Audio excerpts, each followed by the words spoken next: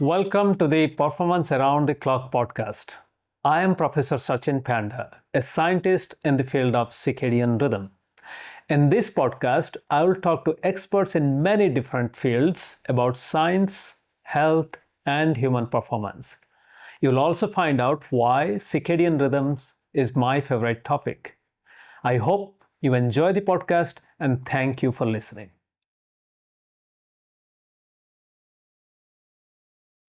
Welcome to another episode of Performance Around the Clock. And I'm super excited to have Professor Annie Curtis from the Royal College of Surgeons in Ireland. And Annie's lab has been at the forefront of how circadian clock and immune systems interact. And if we understand that well, then we can better manage to prevent, cure diseases of many different types and also bring people back to full functionality after any severe disease episodes. Welcome, Annie. Thanks very much, Satchin. Yeah, so how did you get into this interface of immunity and circadian rhythm? That's a good question. So I suppose, first of all, how did I get into circadian rhythms? Yes. And that all happened when I met a very prominent Irish scientist called Garrett Fitzgerald, Professor Garrett Fitzgerald. And he provided me with an opportunity to come over to University of Pennsylvania and to do my PhD.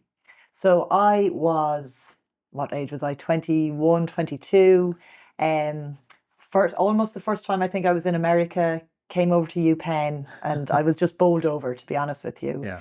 But after a couple of months, Garrett, as a very good PI, kind of just let me find my way. Yeah. And after a couple of months, I think he realized I had to have a project. Yeah. And he said to me, you can work on either two proteins. You can work on a protein called NPAS2, which they had pulled down sort of in a yeast-2 hybrid screen. So they were sort of looking for what bound to another protein. Yeah. They found this protein called NPAS2. He said, or you can look at this other protein. It's a nuclear receptor called RXR. And I had no idea what either of them did. Yeah. And he said, look, NPAS2 is a circadian protein. It's a clock protein. Yeah. And RXR is this nuclear receptor. And I kind of thought about it and I thought, what would be kind of more interesting? And at the time, my only understanding of circadian rhythms was jet lag. Yeah. And I thought, I'll have a look at this. Well, you flew from Ireland to UPenn. Yes, so and I had experienced jet lag. Absolutely. And with Garrett's lab, he was really interested in cardiovascular function. Yes. And so cardiovascular function has a very strong circadian rhythm. So blood pressure has a really strong circadian rhythm. And this was back in, I'm not going to say the year, but over 20 years ago. Yeah, I remember because Garrett is a common thread between us because I also collaborated with Garrett and I am on a couple of his manuscripts on how circadian disruption affects. Yeah, and Peter McNamara, he was, absolutely. So Peter McNamara was my kind of main supervisor. So we started working on NPAS2 and the role of NPAS2 in the vasculature and to try to understand why blood pressure is circadian. So we made a bit of, we made some inroads with that. So you essentially took this clock component NPAS2 and looked at the blood vessels to see whether this clock component has anything to do with the exactly. So we were using model systems where we deleted, took out NPAS2 and looked at their blood pressure and to see if that was cycling. And then we moved on as well to look at blood pressure in the absence of another very important clock protein called BMAL1. Yeah. And what we found in animals that didn't have BMAL1 was their blood pressure just did not cycle. So they did not have the circadian rhythm in blood pressure. So that was really interesting to us. Yeah. And we also then looked at the response of an organism to stress as well. So if you stress an animal in the morning or you stress an animal in the evening, what's that kind of blood pressure response? So that was my first, I suppose, foray with circadian rhythms. And I have to say, Satchin, I just loved it. Yeah. I loved the field. I remember going to my, first circadian conference down in Amelia Island. It was 2002. Yeah. And I tell the story because I was obviously really fortunate that I could go to this conference, and I was able to book a really nice room. And I arrived to the room late at night, so I hadn't opened up the curtains. And the next morning, I opened up the curtains, and I'm literally looking out at the Atlantic Ocean. Yeah. And I think to myself, this is how it's always going to be for me. Every conference I'm going to be staying in these beautiful hotels, which is not always the case. Especially when you start your own lab, and grants might be tight. So that was my first introduction to clocks, and I just loved it, and I just kind of, I'm not going to say I got it, but I got how important it was, and I found the diversity so intriguing. So you go to these clock conferences, and you're not just talking about blood pressure, you're talking about how birds migrate, you're talking about butterflies, you're talking about ants, either coming in and out of their homes. So to me, it ticked every box for me. And then how I got into the inflammatory part of things was we went back home to Ireland, and we set up shop in Dublin, and Lab. Sorry? Set up your lab. Well, no, I didn't say. I'm saying set up shop. I'm thinking my husband at the time. We set up our lives back in Dublin, and I wanted to go. I wanted to stay in academics, and I had a look around to see, who might be interesting to work with. I see. And I would have known this gentleman called Professor Luke O'Neill, who's a pretty well-known immunologist. So he would have been a lecturer of mine when I did my undergrad. Oh. So I did my undergrad in genetics in Trinity College Dublin. And Luke would have been one of kind of the first lecturers in first year science. And he was just gas. Like, he's a very funny man, and he's really, really popular. So I got a position to do a postdoc in Luke's lab, and Luke had never really heard of circadian rhythms, and he wanted me to work on something else, that was more in line with what he thought would be of interest. And I remember one day saying to him, because he was beginning to get into metabolism, and I think we'll touch on this as well, like metabolism of the immune system. And I said to Luke one day, I said, why don't we look at circadian rhythms in terms of our immune function? And he said, why do you think that's important? And I said, like, Luke, if you think about it, we eat at we eat at certain times of the day, and we don't eat at other times of the day. And if some of the data that you're finding out is that glucose is really important to immune function, well, it's probably going to matter, the time of day that you eat in terms of that immune response. So he very graciously, and I have to say, Satchin, I've always been very grateful for this, he really allowed me to essentially start what was going to be my lab in his lab. So he allowed me to work on circadian rhythms. We got some mice that lacked BMAL1 in the myeloid lineage, so for macrophages and neutrophils and stuff like that. And we'll talk about that, the innate, the adaptive immune system. And we started just, going to work on it. And I am hugely grateful because it allowed me to set up my lab. So I did my postdoc in Luke's lab in 2011, and I set up my own lab in 2016. But it was through, his generosity that really allowed that to happen. So, Nani, this is something interesting that, I have been talking to many scientists, and there is a common thread that it's usually the student or the postdoc, they are really determined to figure out something. Whether it's circadian immunity, circadian reproduction, circadian something else. And it's their determination that convinces their mentors to allow them to do this. And this is something that sometimes we talk to students. Students say, well, I'll go join a lab and then I'll see what my mentor want me to do. But what is really interesting is, again and again, we see this theme that the academically successful ones are the ones they come up with a idea. It may not be. It may be a fuzzy idea, but they're determined to do this. And I suppose, and they're bringing their own experiences from other labs, into this lab. And I think as well, we were lucky in that when I looked at the literature at that point, there really wasn't much done in terms of circadian immunity. There had been some papers from the 60s and 70s showing that transplantation, time of day of transplantation was important. Yeah. So skin transplantation was important. So morning or evening, which one is? I'm thinking it is for transplantation. I think it's afternoon. Okay. Yeah, I think it's afternoon. Those transplants survive. Yeah. But there was this one paper that really caught both myself and Luke's attention, which was a paper by Franz Hallberg. So you know Franz Hallberg, and I actually think he coined the name circadian. Yeah, like I think he was. So he had a paper where he injected lipopolysaccharide. So lipopolysaccharide is a component of gram-negative bacteria. Yeah. And we use it as kind of a tool to induce a very strong inflammatory response. But he had taken animals, mice, and injected them with lipopolysaccharide in the morning. Actually, he had done it like a true circadian biologist, had done it every 4 hours over the 24 hours, and had seen that animals who received the lipopolysaccharide in the morning, which was the start of a mouse's rest phase, survived much greater than animals who received it in the evening time, just before they went into their active phase. And in Luke's lab, he spends a lot of his time looking at trying to understand the impact of lipopolysaccharide on macrophages.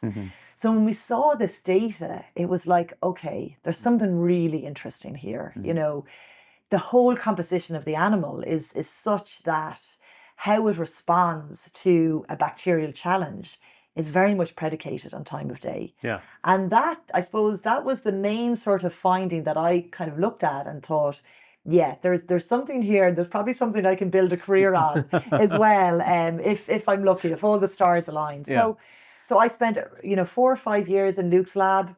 Had two baby girls at that same time. I remember productive. Very productive. I remember the second time going into Luke and letting him know that I was pregnant, and I think he didn't even realize I'd come back from my first maternity leave. So yeah, there was a lot happened from 2011 to 2016. But they were amazing years in that I learned so much from both himself but also other members in the lab about immunology, because I wasn't an immunologist at that point. And to say I just fell in love with the idea that, how our bodies are built in such a way through our circadian system to respond differently to, say, bacteria or viruses.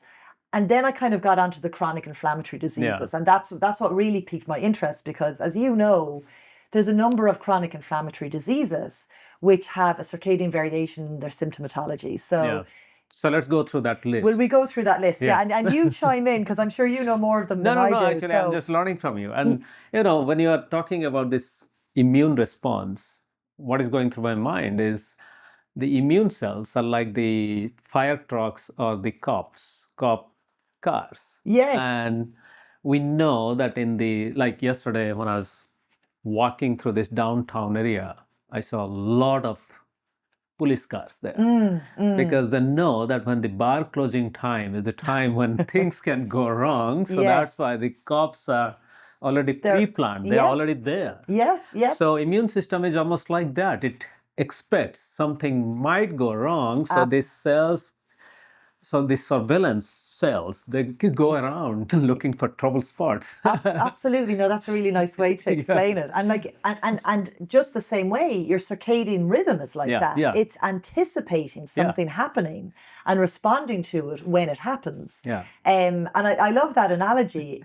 And I think as well, like, what I love about the immune system is, and this is why it's so important, is, I suppose when we talk about the immune system, what do I mean? Yeah, so let's go through the immune system. Let's do a bit of an immune system 101, right? Yes, yeah. So first of all, like the cops, let's say, right, or the bricks. Oh, let's start with the wall. Yeah. the barrier function. Yeah, exactly. So you have the barrier, which is like your skin or your mucous membrane or your eye, the tears in your eyes. So that's kind of your first level of defense. So let's even take the example of a bacterial infection. Yeah. So if you think about it, you won't get infected if the barrier, your skin or your eyes, you have it on your hands and you rub your eyes, but it may not enter the organism or yourself. So that's the first line. And then the second line of your immune system is called the innate immune system. And if we think about the word innate, like what does it mean to be innate? Like innate is kind of like something you have, you know what I mean? Something that's just, you know, it's kind of your gut, you know what I mean? And so the innate immune system is made up of a number of different cell types, of which macrophages are one. So I'm going to keep talking about macrophages because they are the coolest innate immune cell, and I'm not biased in any way. So they are very much the first cellular responders. So say, for example, and sorry, I should say coagulation actually is immune response as well. And I work with some folks who do coagulation. Like that's kind of one of the real ancient immune, barriers. It's like when you get a cut. If you get a cut, one of the reasons, you clot for a number of reasons. You clot so you don't bleed out, but you also clot so you don't get stuff in, right? And so you want to do that. So that's coagulation. That's coagulation. So your innate immune system is made up of these cells, which they're not necessarily specific for anything in particular. Like they're kind of, what's a good way? They're kind of the multitaskers. Do you know that? So these are the security guards at the gate. They will. Not only they're guarding, they're also taking your packages and then checking your mails and making sure that they can so do they'll a pick lot up your of laundry things. maybe. They can do a lot of things. So these like innate immune cells can, depending on them, they can detect bacteria, they can detect virus, they can detect damage. Because I think that's one thing that people sort of forget about when they think about your immune response. Everyone, and I would go there myself, you think about infection. But if you say for example, if I whack my elbow off that table, very nice table as well that it is, what happens? Okay, so it's painful, right? In time it'll probably swell. There'll be bruising, and in time that will all subside. But that's an immune response as well. It's your immune system coming in, giving the immune system the space, and that's why you have the swelling, to come in and to clear the damage, because there'll be dead cells and there might be a little fraction of bone and stuff like that. But I think even that's getting hurt somewhere. But, even on a everyday basis, somebody goes for a run. They're also doing micro damage to the muscle, and that gets repaired by the immune cells. So you don't have to actually get hit by somebody or somewhere. Every day we have to repair. I love that. And even I know in terms of your bones, you get these micro cracks. Do you know that sort of way? So something has to repair them. And what repairs them is your immune system. So your innate immune system is, as you said, the security guard. He's shouting at that fella over there. He's picking up somebody from the floor there or whatever. They're kind of the they're non-specific. That's how we call it. And for the most part, that can be enough. That can do its job, and you're done.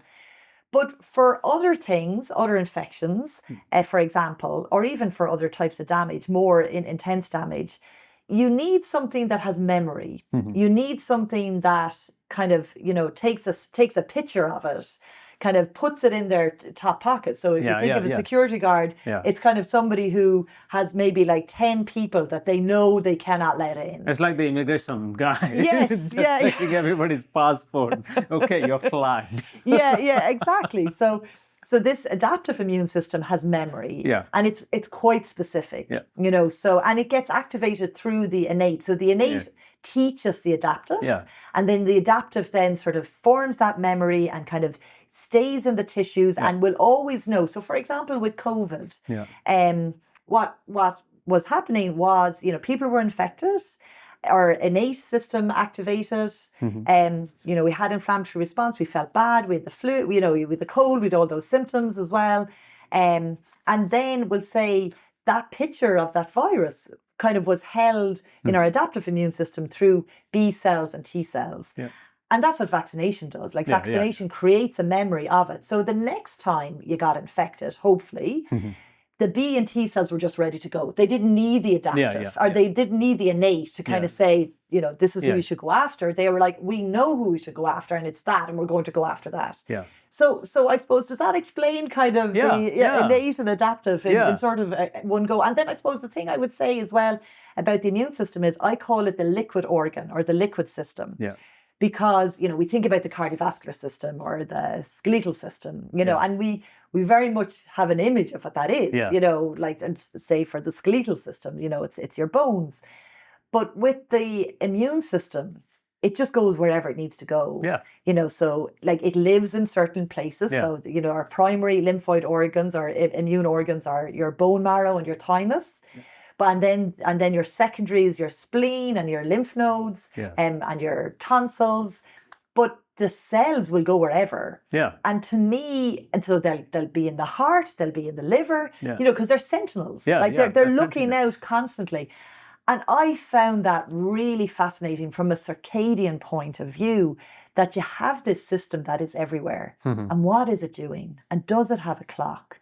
And what is that clock? You know, why is that clock important? And what happens when we don't have that clock? And what are the things that happen in the environment, you know, our diet, etc., that might limit our immune system clock? And these are kind of the big questions that I suppose we're still trying to answer, you know, because we're still a ways to go. But then I think you alluded to this, that metabolism and immunity, just like, you know, if we go back to the same cop cars and fire trucks, then they have to move around. Sometimes you can overuse the metaphor. They have to move around, and they use a huge amount of energy to go from one place to another. They just can't stay in one place. You need to fill up the tank. You got to fill up the tank. And those cop cars, and they take a lot lot of energy. So then, because the siren lights going, you know, they've got the walkie-talkies. There's a lot of similarly, things. the immune cells do a lot of stuff. They're checking all the time. They have to gobble up some of the stuff, digest them. So then, how does this circadian rhythm, metabolism, and immune cells, how do they work? So I think this is why, again, I would say I was really lucky to start in Luke's lab when I did. So when I started in Luke's lab in 2011, there was a project running in the lab in which they were looking at macrophages, and they were stimulating these macrophages with LPS. Again, there's a theme here, right? We'll keep talking about LPS and macrophages. So just to give it to get the immune response going. So it's, you know, the macrophage thinks it's been infected. So it'll ramp up an immune response. So they were looking at that, and one of the key cytokines, so I think about cytokines, they're like Snapchats between cells. So like an immune cell will release this thing called a cytokine, which is like a Snapchat, to sort of inform other cells what's going on. So when a macrophage releases IL-1 beta, this Snapchat molecule, it really like tells neighboring cells there's an infection, and it's really good at doing that. But what they found was that, and this was completely like new, like no one had thought of this before. So up until then, everyone thought that an immune cell was being powered by, they didn't even think that energy was important, because they were just more interested in how the nucleus forms the mRNA and the protein. So no one was really thinking about energy and metabolism. Well, we should have been, as we know now, but hindsight's great, isn't it? So what they were looking at in this project was, okay, so you put LPS onto a cell, you get lots of IL-1 beta coming out, loads of it, right? It's great for doing that. But if you actually block the glucose transporter, okay, so that's the transporter, it'll sit on the cell surface and it'll allow glucose to go into the cell, and then glucose will be metabolized, you know, to get energy. But if you block that, you don't get any IL-1 beta. And that was, at the time, like, no one had put together that, you know, glucose had to go into this macrophage and be metabolized to produce this cytokine. So it was completely new. So I started in the lab at that time, and I had the good fortune to work on that project as well. And that got me really thinking, you know what I mean, about circadian rhythms and metabolism. And that was really kind of the start of a new field in immunology called immunometabolism. And I suppose I'll talk a little bit about that first, is that what we've now found is that, similar to our macrophage, when it could or couldn't take up glucose, all these immune cells are completely dependent in terms of how they work, how they get around. They're completely dependent on these metabolic pathways. So if you block fatty acids going into the mitochondria, you change the immune response. If you block glucose coming in, if, all of these things, if you block these metabolic pathways or alter them in any way, you are altering the immune response. So the immune cells, just like we prefer carb, fat, and protein. Yes. So the immune cells are also sampling glucose, which is carb, and then fat, maybe sometimes even ketone bodies, possibly, or beta-hydroxybutyrate or something like that, and then amino acids too, right? Yep, and they are responding depending on what they're able to take in. What they're able to consume really determines how they are going to respond. Yeah. But that, like, it sounds kind of, that's obvious now, but back then, that was like, completely left field. No one really thought this.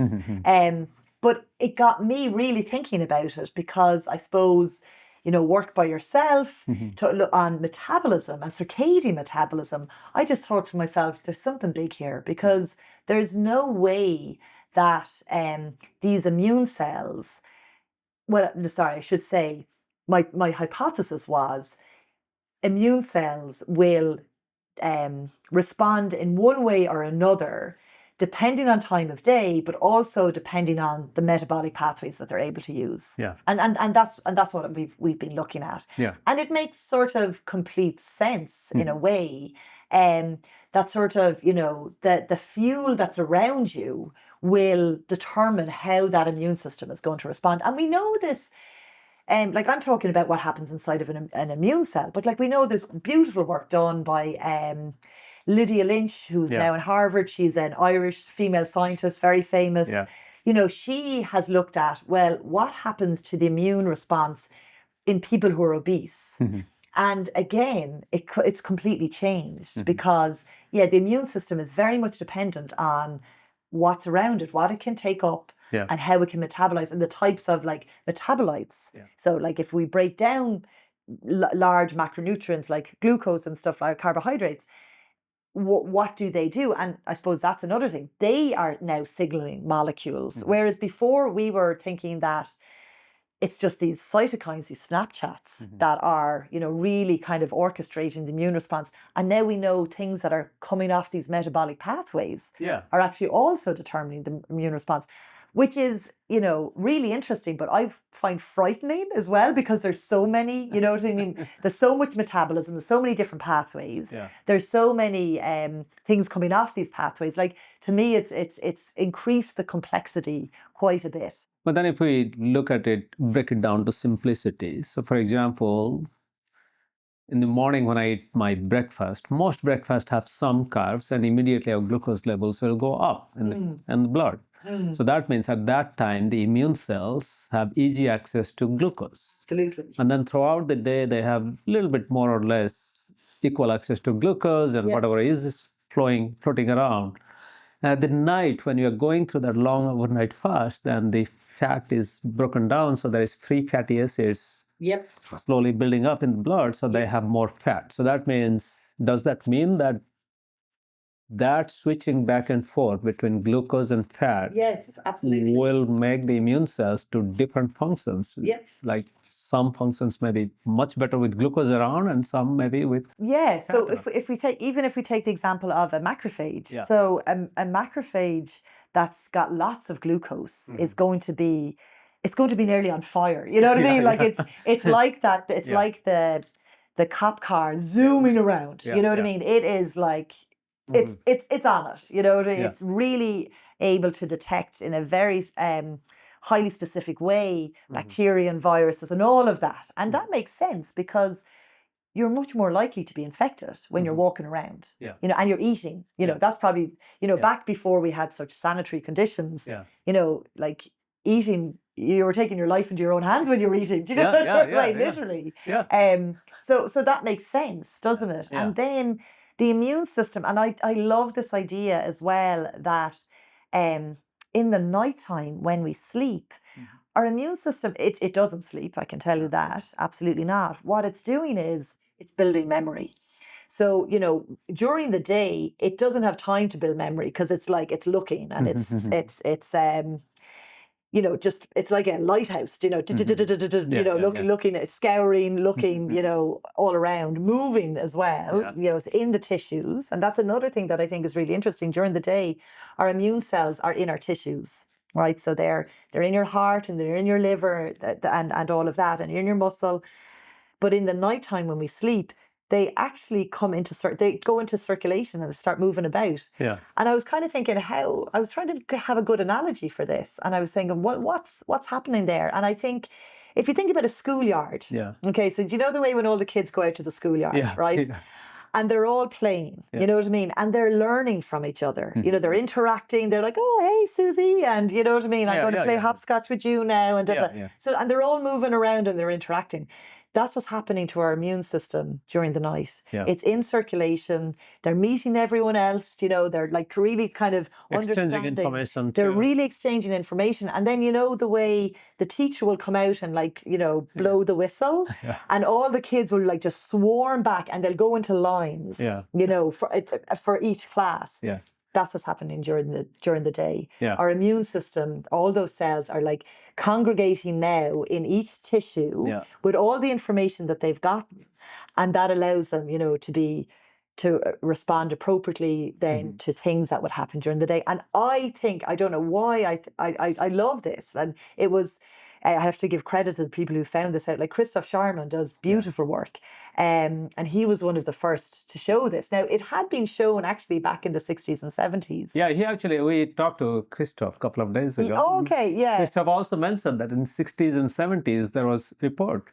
Yeah. And actually going back to thrombosis, like this blood clot formation, I also came across some very old papers showing the bleeding time and clotting time have a circadian rhythm. So at different time of the day, if you get a cut, actually your bleeding time may be very different. Yep. So there is all this circadian synchrony of immune system. But then what happens in shift work or when we don't get good night's sleep for 4 or 5 days? Yeah, absolutely. And I think, a really nice example of just sleep deprivation or disturbed sleep on our immune system is when we look at vaccination. Yeah. So when we, as I said, with vaccines, what vaccines are doing is they're basically giving our immune system kind of a Polaroid picture of what the bug is like and how to detect it. And then those cells kind of put it into their pocket and they have it then if they need it. They kind of take it out and go, oh yeah, that's it. Okay, I'm going to attack that. Yeah. So vaccination is a very it's almost like a very controlled infection, if you nearly want to think about it that, but you don't get infected because the bug isn't live or anything like that. But and so we know very much about what happens post-vaccination because, we can sample the blood and we can look at the antibodies and the T cells and the B cells. But what I think is really interesting is individuals, if they do not sleep well before they get vaccinated and after, because after you get vaccinated and what happens is your adaptive immune system kicks in first and then that triggers your innate, I should say that again, your innate immune system triggers and then that informs your adaptive. Okay. And so studies were done showing that you needed to sleep before and you need to sleep afterwards in regular sleep, kind of the same time, not just 8 hours during the day one day and 8 hours during the night the second time. And that gave you the best response. And Satchin, I thought it was when COVID happened, I remember, and the vaccines came out in Ireland, which was January 2021. Yeah. And they were vaccinating elderly individuals in nursing homes. Yeah. And our local broadcast agency had gone into one of the nursing homes and they were chatting to some of the individuals who were about to get their vaccines, vaccines. And they interviewed a couple and one of the ladies goes, I was so excited about getting my vaccine. I haven't slept for 3 days. And all I thought was, oh no, this is not good. And I actually think, who was it? You might have to edit this, but Fauci was on a plane and there was a circadian biologist. Did you hear this? No. I figured out. So Dr. Fauci was on a plane, and there was a circadian biologist sitting beside him or her, and spoke to him about the need for sleep. And I think it became, a bit of a public awareness campaign that sleep is so important with vaccination. So that's one kind of angle where you can really see how your circadian rhythm and regularity of sleep is important for immune function. But then, of course, we see it very much in shift workers. But so let's go back to that vaccine. So then, of course, there can never be randomized control trial for this one. But at least based on what we know now, are we confident to tell that at least people who are going to schedule their vaccination, they should get good night's sleep for 3 or 4 nights before their vaccination? Yeah, so I think I actually chatted to a lady here about who did this study with COVID, right? Understanding sleep before and afterwards. And funnily enough, there wasn't a huge signal with that. And we were chatting about this, and what we came to the conclusion was, with the COVID vaccines, they were so efficacious, so they were like 85%. But it does seem that vaccines that are not as efficacious, and when we think about vaccines, we think about vaccines against infectious disease. There will be a time when we will be vaccinating against chronic inflammatory diseases. Like cancer vaccines. Exactly. And those, the efficacy of those is going to be lower. And then I think that's where we'll see a bit more. Even flu vaccine, influenza vaccines, those are not very effective. No, but I guess in those 65%, So at least for flu vaccine, one should sleep for 3 or 4 nights. And sleeping before and sleeping afterwards. Sleeping after. So for shift workers, then they should schedule it very carefully so that they actually have opportunity to sleep for at least 2 days before or 3 days before vaccination. Absolutely. And then I suppose with shift workers as well, what we see and how we know our immune system clock is important in this is that, shift workers are more susceptible to chronic inflammatory conditions, and there's the gamut, which, you know well, so we're looking at cardiovascular disease, we're looking at cancer. I think there's some studies in osteoarthritis as well. And these conditions, which have a higher prevalence in shift workers, often are ones that show a circadian variation in symptomatology. So cardiovascular disease shows a circadian variation in symptomatology in that you're more likely to have a heart attack, a really bad heart attack in the morning. And I always say when I'm chatting about this, you're even more likely to have one in the morning on a Monday morning, and then it can be even worse the Monday after daylight savings time. So I think, these are things that we really should, I suppose, sit up and take notice of. So cardiovascular disease obviously has a very circadian variation. Asthma as well has a circadian, nocturnal asthma. Really bad asthma attacks tend to happen at 4 a.m. in the morning. And then you have... Actually, we heard about itch. Even. Oh, the itch, yes. So when is the itch? When is that? When it's the evening or night. Is it? In the evening or nighttime, So I guess, again, let's come back to this, your idea of metabolism, because all of these, whether we are talking about fat or glucose, they have to be metabolized in the mitochondria to produce energy. And how does circadian rhythm of mitochondria affect this immune function? So this was something that, and it's a nice story that we kind of uncovered, maybe a piece of that puzzle. I got an email in 2016. I was still in Professor Luke O'Neill's lab, and I got an email from a lady called Mariana Cervantes, who was over in Mexico, and she was finishing her PhD, but she needed to do a year abroad, and she wondered whether she could come over to like, she thought I had a lab at the time. I had to let her know that I was still in Luke's lab, and he graciously let Mariana come over. And so Mariana came over, and she'd been working on mitochondria, right? So I suppose to maybe give a little bit of a background. So mitochondria, anyone who's done a biology course will, and you say, what are mitochondria? And everyone just goes, they are the powerhouse of the cell. And they are. Amongst many other things, right? So they produce your energy, like ATP, and people think of them as the little kind of peanut shape organelles that are kind of like, most times when you look at a textbook, there's only one mitochondria sitting there, right? So you've kind of, it's like your mitochondria, your nucleus, and then a couple of the other organelles. But mitochondria are fascinating because, the reason we are sitting here today is because 2 billion years ago, this bacteria decided to fuse with kind of an ancient cell. And it was that fusion, that coming together of the two of those things, that is probably the fact that we are sitting here, isn't it? Yeah, Would you agree? I know it's hotly disputed about this theory, but so mitochondria are actually, historic bacteria. And there's not just one of them, right? There is like a lot of them in our cells, and actually there's a lot of them in circulation as well. But these mitochondria, they're just fascinating to me in that they can form networks, so they can kind of like fuse together and form beads on a string, or they can sort of become like punctate, so like little peanuts, right, within the cell. So Mariana had been working on this in Mexico, and she had shown that in macrophages, at one time of day, these mitochondria had one sort of morphology. So they were like sort of beads on a string, right? Like all around it, like it was all beads on a string.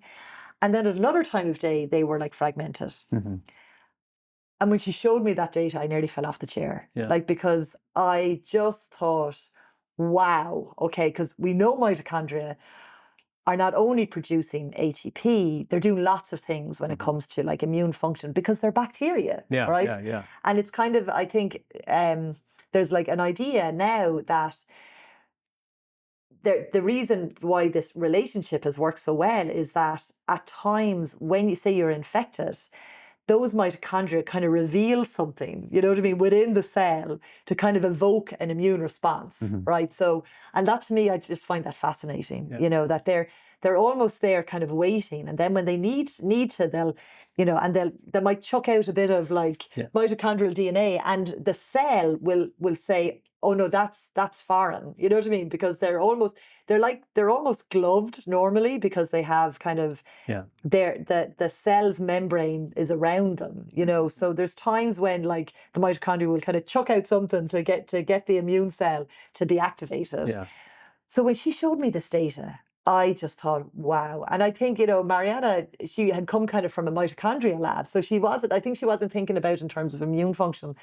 So we worked on this for a while, right, trying to figure it out. We looked at it in macrophages, but we also looked at it in a kind of a first cousin of a macrophage called a dendritic cell, and it ties in nicely with vaccines. So for example, when you get a vaccine and you get a little piece of the virus, what your dendritic cell will do is they'll take it up, but then they will kind of chop it up into little pieces, and they will present those little pieces on the surface of the cell. And that's what triggers the adaptive immune system, do you see? So it's a really lovely kind of, pass the parcel almost, across the different cell types. And so when those mitochondria are fused, so they're beads in the string, those cells or dendritic cells are much more able to chop up that antigen. They're like, you know what I mean? They're like Karate Kid, right? But when the mitochondria are fragmented, they're not as good, right? So this is kind of what we worked out. So that is one of the reasons why we probably see some vaccines work better when you administer them at one time of day versus another. Because it's not just, and why the dendritic cell can chop it up better depending on the way the mitochondria are, is because when the mitochondria are beads on a string, they're much better at producing energy. They're like the superpowers for energy. But when they're fragmented, they're not so great at doing that. And that's kind of what we showed. So I think that's a really nice example of how metabolism out in the environment and then within the cell and the state of these mitochondria, whatever kind of formation they're in, that really determines the immune response. Oh, that's beautiful, because that connects with what we eat, when we eat, and how it changes the blood levels of different nutrients down to the immune cells. And then within the immune cells, this same power producing, the power producer energy plants, they work differently between day and night. There is a circadian rhythm, so that might explain some of the immune responses. Absolutely. And like, if you have to think about it, we aren't made, for example, like vaccines are a very artificial thing, So if you think about, you get a bacterial infection, in the morning time, which is when we think a lot of vaccines work very well. You mount a much stronger response to that. You clear it quicker. That's much better for you because you're much more likely to have been infected first thing in the morning anyway. Because, as you said, you get up and you eat. But so I think what we're seeing is just this beautiful relationship between, what we eat. When we eat. When we eat, exactly. What we eat, when we eat. And how our immune system functions. And it's probably one of the big players in this is probably mitochondria. So what is next on this? Oh, goodness. Does the circadian disruption affect that mitochondria function, and that might explain some of this stuff? And even so, for example, like obesity will cause the mitochondria in your macrophages to be more in a fragmented state. I see. So they'll act differently. They'll be dysregulated.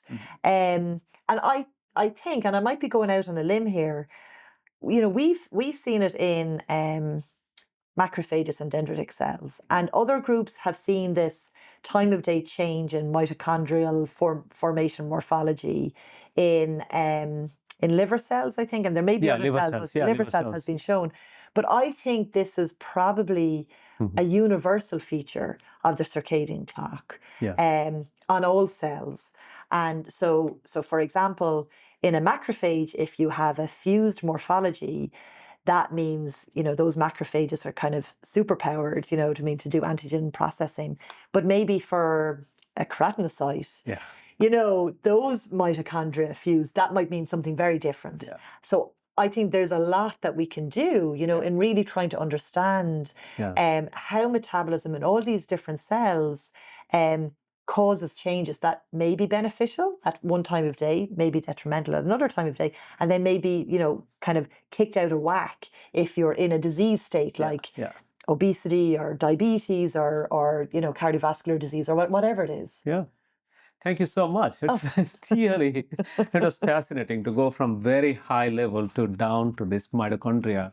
And actually, it makes sense because energy is at the core of every single thing that we do as an organism or a cell. Absolutely. I think it is. I think it's really lovely, but I suppose we would also look at it as it's probably not just energy either from the mitochondria. They produce lots of other things as well, like reactive oxygen species, reactive nitrogen sometimes, nitric oxide. There's lots of things that are coming from the mitochondria. Exactly, that could be signaling as well.